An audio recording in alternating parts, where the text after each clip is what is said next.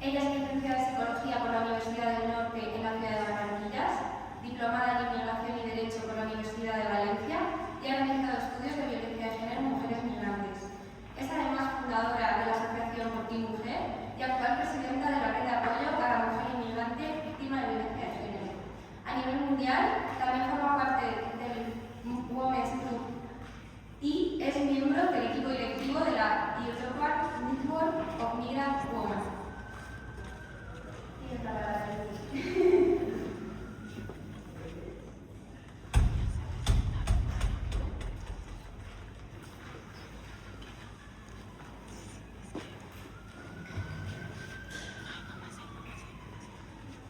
Bueno, primero que todo, darle las gracias a Fulco por habernos traído de Valencia hoy acá a hablar un poco de la experiencia que tenemos como organizaciones de mujeres que trabajamos en los territorios y a dar la voz a mujeres migrantes que trabajan y acompañan a otras mujeres migrantes en los procesos de violencia.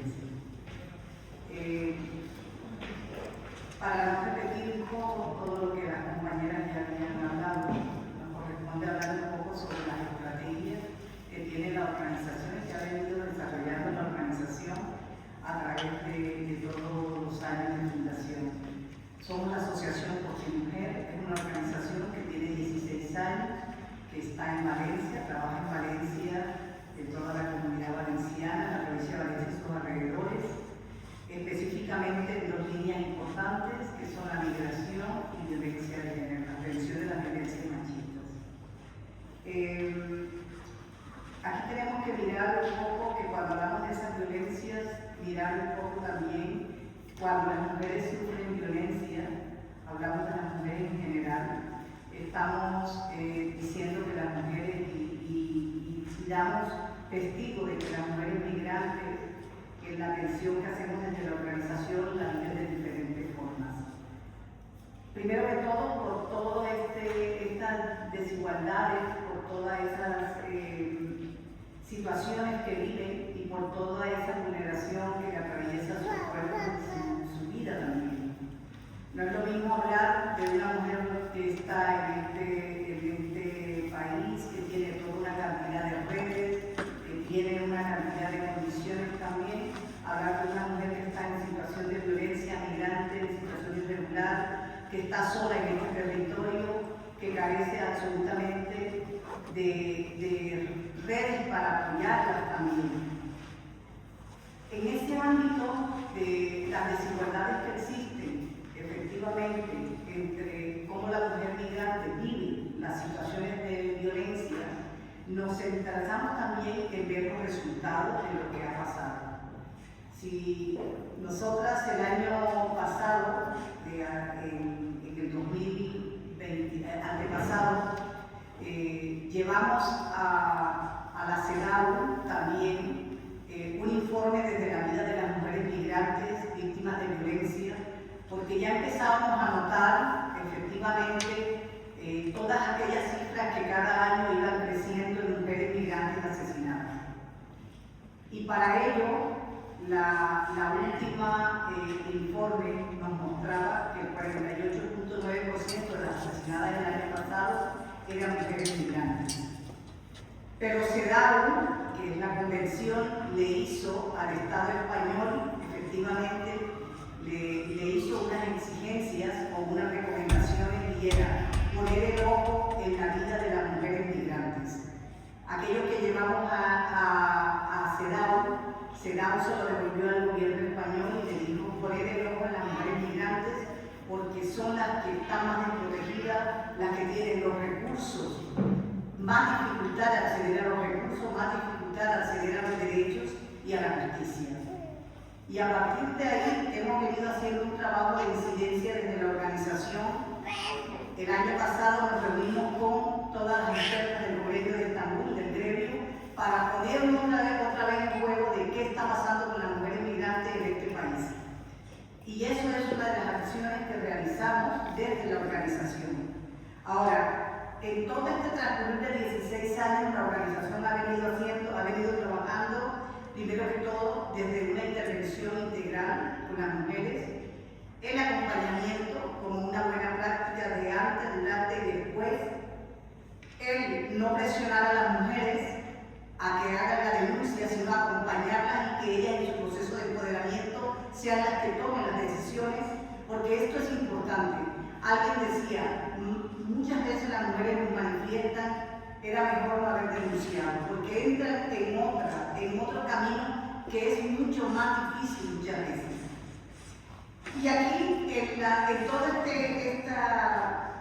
este proceso, la organización cada año, en los programas que tiene un centro de atención integral, cada año atiende un máximo de 1.400, 1.800 hasta 2.000 mujeres con intervención, acompañamiento, asesoría jurídica y que nos muestra efectivamente de que las mujeres en todos estos años, en la disminución de los recursos que ha tenido el Estado, en la violencia institucional que reciben del Estado y todo ello, además de que han sido las primeras que se acercan a la policía, las primeras que se acercan a los espacios donde pueden poner la denuncia, son las que son menos atendidas.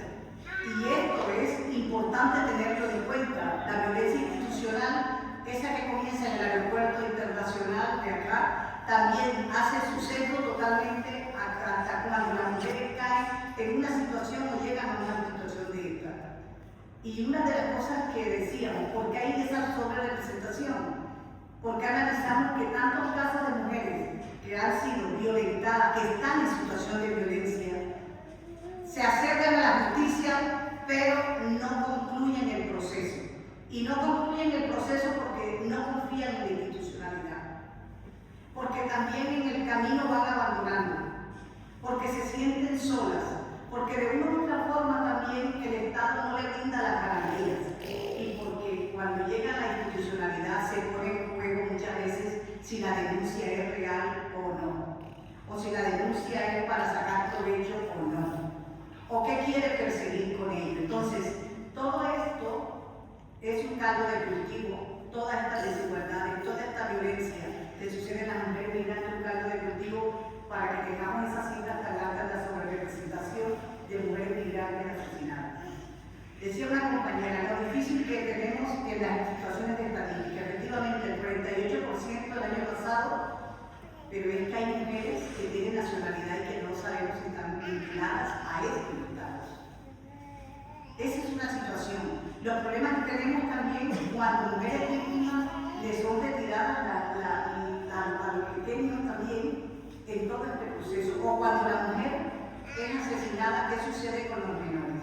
O sea, acordamos por un lado también que el proceso migratorio tiene cara de mujer.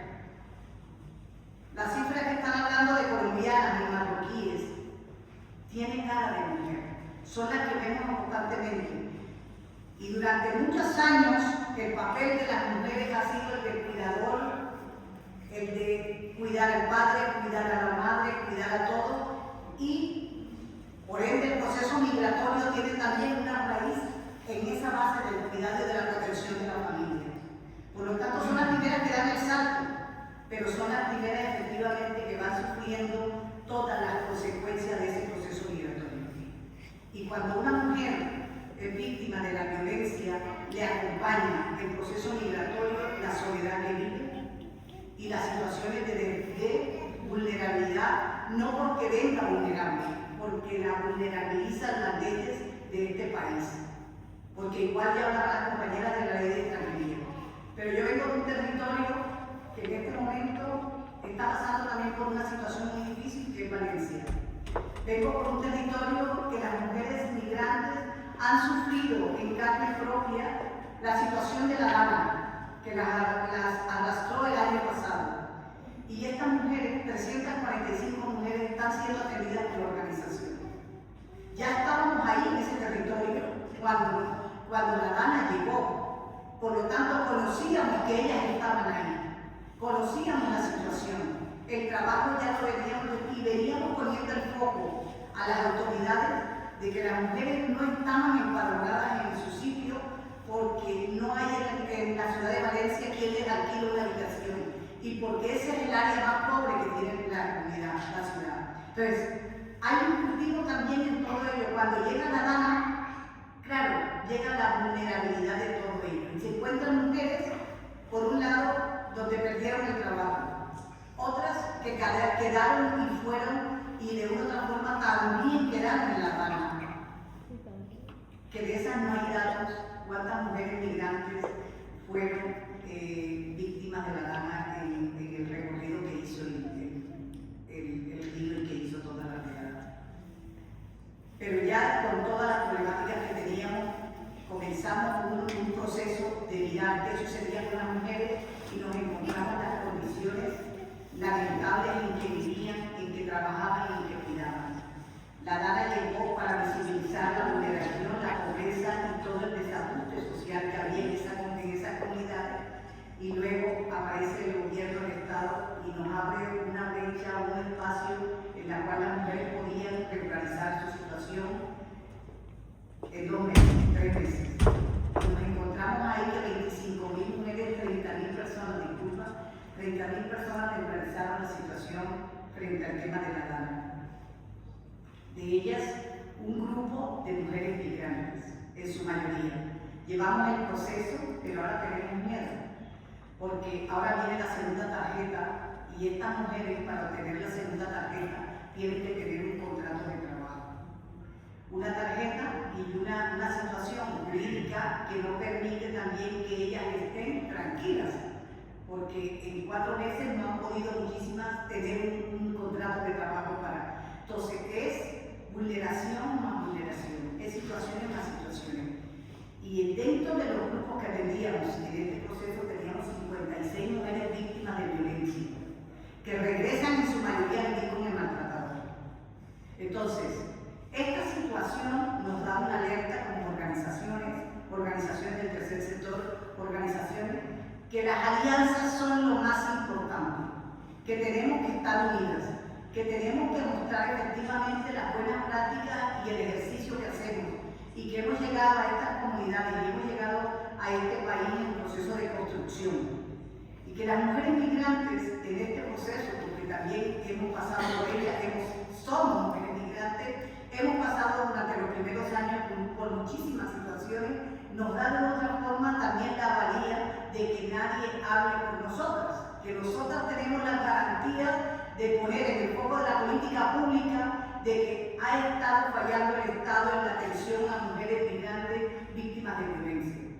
La compañera abogada de Acunco decía algo muy importante, y es precisamente cuando ellas llegan y encuentran todas las barreras en lo jurídico, todas las barreras, y así lo vivimos nosotras también desde los estados de Valencia. Ahora, me gustaría un poco hablar también de qué estrategias tenemos interseccional dentro de la organización. Primero que todo, ponernos en la piel de la otra, la escucha activa y hacer un diagnóstico, pero situado en esa realidad. Hemos llegado, hemos pasado, o vivimos aún con el duelo migratorio, tenemos situaciones muy fuertes, están en una situación de peligro y hay que poner el foco en esa situación de peligro y la protección y el cuidado de esos niños y esas niñas que están ahí y de esas mujeres que están viviendo. Luego hacemos ese acompañamiento integral y echamos mano de todas las redes que trabajamos en el entorno de la prevención de las violencias. Y aquí muy importante, las mujeres que sufren la violencia machista, y lo hablo como mujeres migrantes, tienen capacidades de resiliencia grandísimas. Siempre digo, a pesar de estar pasándolo mal, son las mujeres que se levantan más pronto. Por lo tanto, necesitan de todo el apoyo de todas las personas y de todas las instituciones para poder empujarlas. Luego, el trabajo específico con mujeres en situación administrativa, que están en administración irregular. Y aquí voy a poner un poco el foco hacia la situación. Tienen derechos. No tienen un documento español, pero tienen derechos. No se te cree, pero tienen el acompañamiento de las organizaciones también y de mujeres como tú que en este momento están pasando. Por eso el acompañamiento en ese proceso antes de la denuncia, durante y después es importante, porque muchas lo hablo con toda la gravedad, muchísimas, cuando ponen la denuncia, se echan atrás porque tienen algunas la presión de nuestros países. Y eso lo digo por estadísticas y todo. Sabemos nuestra sociedad cómo es. Sabemos que si damos pasos todavía en la cultura cómo es. Nos hacen sentir culpables si reaccionamos a separarnos, a denunciar a esa persona que hemos traído de nuestros países o con las que hemos encontrado acá. Y sentimos culpabilidad porque hacemos una denuncia. Sentimos culpabilidad porque los amigos que eran de todos nos retiran la amistad.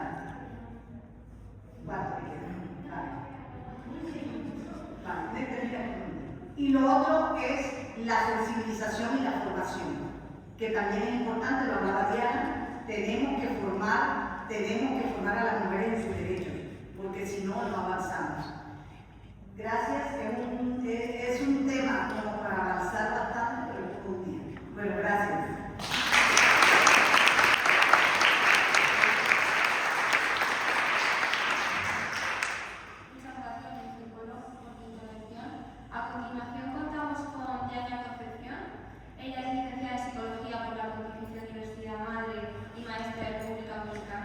Especialista en liderazgo y empoderamiento de mujeres migrantes y además cuenta con un máster en mujeres y salud. Posteriormente ha sido representante de la Asociación Afroféminas impartiendo talleres sobre crecimiento personal para mujeres migrantes. Además, es co-creadora de la Gira Podcast o Gira Podcast y ha impartido charlas en entidades como la Confederación de Salud Mental. Actualmente ejerce como psicóloga, terapeuta y educadora sexual somática tanto a nivel individual como grupal. Y me gustaría introducir la intervención con una pregunta. ¿Cómo puede la práctica terapéutica transformarse en un espacio de reparación y justicia para las mujeres migrantes desde una práctica realmente feminista, una mirada antirracista e interseccional?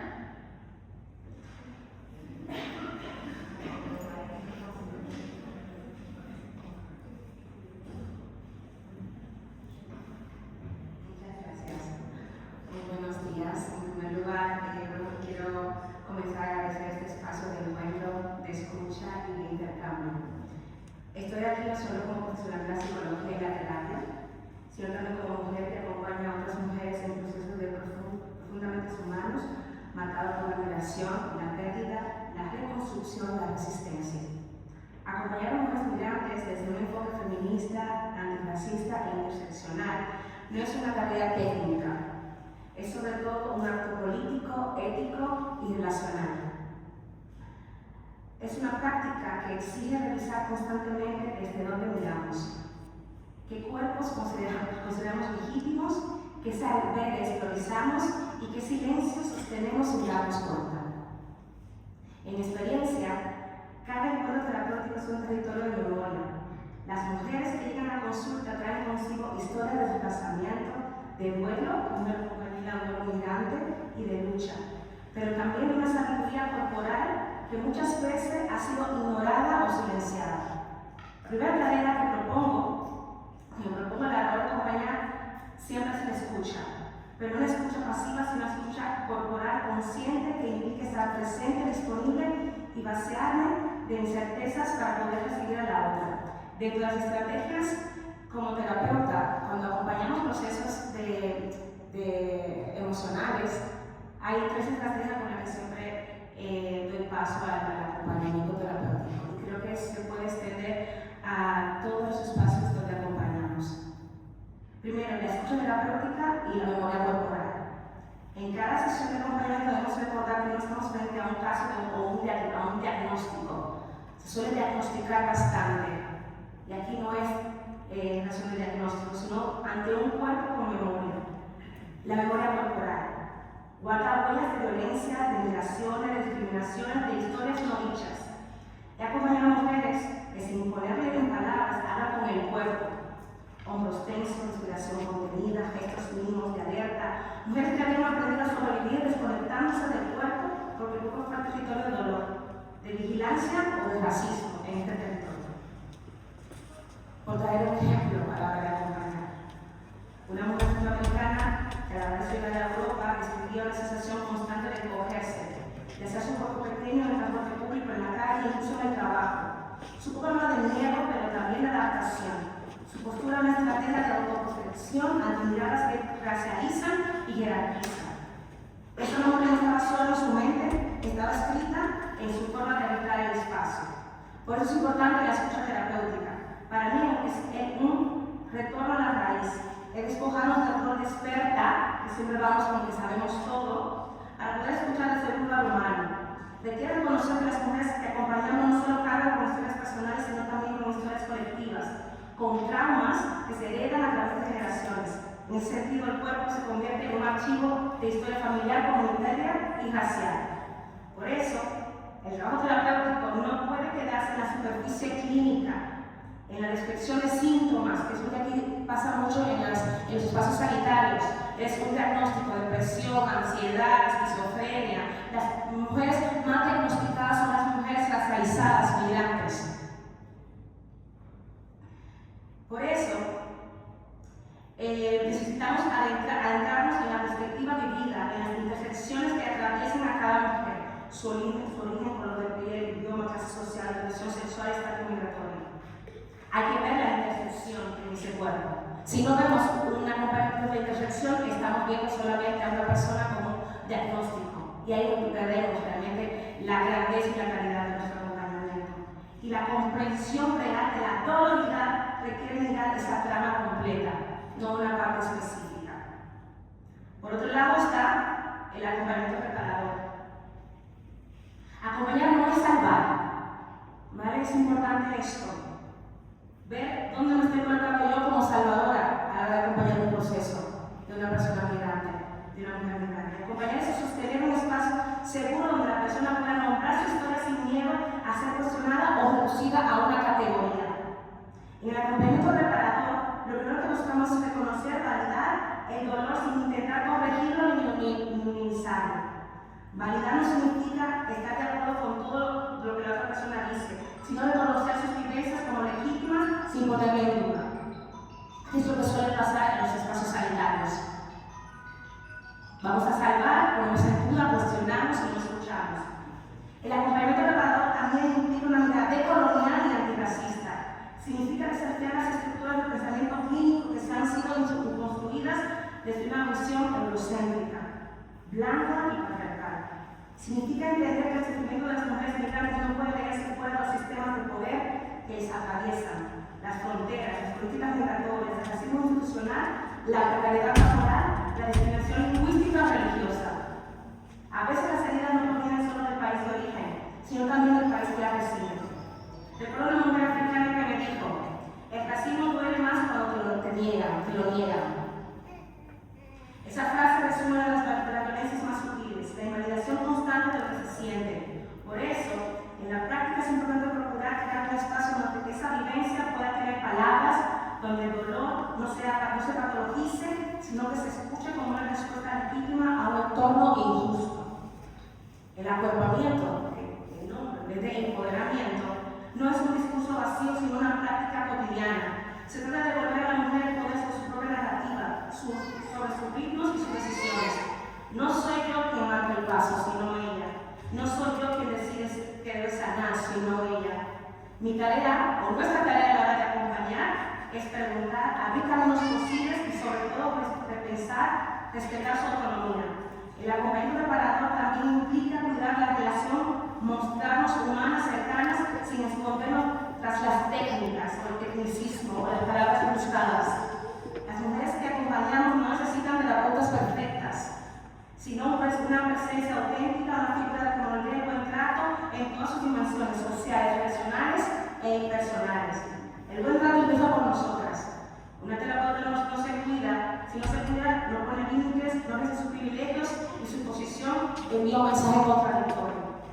Por eso también tenemos el acompañamiento entre profesionales, en los espacios de supervisión y autocuidado colectivo. No somos islas.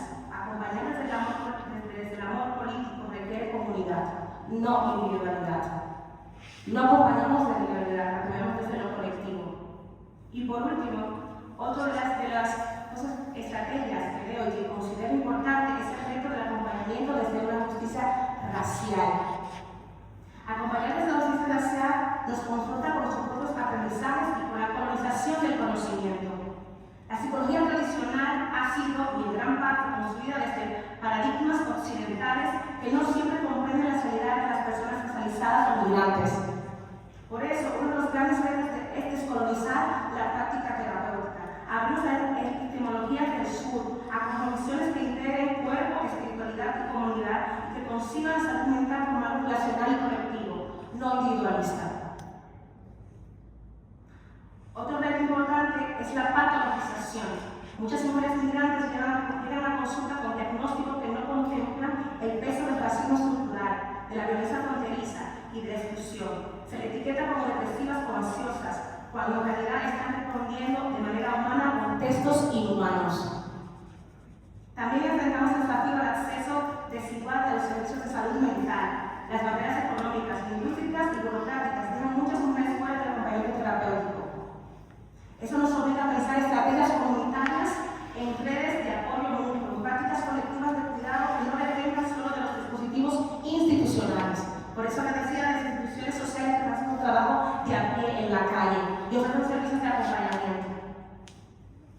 Finalmente, la participación comunitaria, que es lo que estamos haciendo aquí, es clave. No podemos diseñar intervenciones sin las comunidades a las que queremos acompañar. Ellas son fuente de saber, no solo de necesidad. Una práctica transformadora es aquella que construye con las mujeres, no sobre ellas. Aquí estamos acostumbrados a estudiar sobre cuerpos de mujeres migrantes, mas no las hacemos sujetas políticas, con saberes de información para compartir, con la sabiduría que ellas saben para poder sanarse, que vienen esa sabiduría desde sus pueblos, y lo occidentalizamos. Y para cerrar, 5 minutos, pues aquí se lee, porque como me emociono hablando, se me olvida el tema. Y para cerrar, hacer una práctica transformadora. Cuando hablo de acompañamiento transformador, hablo de una práctica que se atreve a mirar al frente, de frente el dolor, pero también la potencia humana. Acompañar a mujeres migrantes a aprender una y otra vez que la resiliencia no siempre se nombra, pero se encarna como cuerpo vivo. Que el cuerpo recuerda, pero también repara. El cuerpo lleva la cuenta, pero también la sabiduría de sanar. Que sanar no siempre es olvidar, sino resignificar. Creo profundamente que la transformación no ocurre solo en la mujer que acompaña, sino también en mí. Cada encuentro y en nosotras que acompañamos. Cada encuentro es una invitación a desmontar prejuicios, a cuestionar el poder, a volverme más consciente de mis propios privilegios. Cuando estamos acompañando un proceso, a mí me colocada, cuáles son los problemas que a mí me interseccionan y cómo puedo ver este cuerpo también como sujeto de acción. Creo profundamente, quisiera cerrar con la invitación. Que sigamos construyendo prácticas de buen trato y de justicia, donde acompañar sea un acto de dignificación, que nuestras terapias o acompañamientos en cualquier espacio que estemos haciendo sean espacios de reconocimiento, donde las mujeres migrantes puedan sentirse vistas, nombradas y valoradas. Y no olvidemos que escuchar, realmente escuchar, es ya una forma de reparación.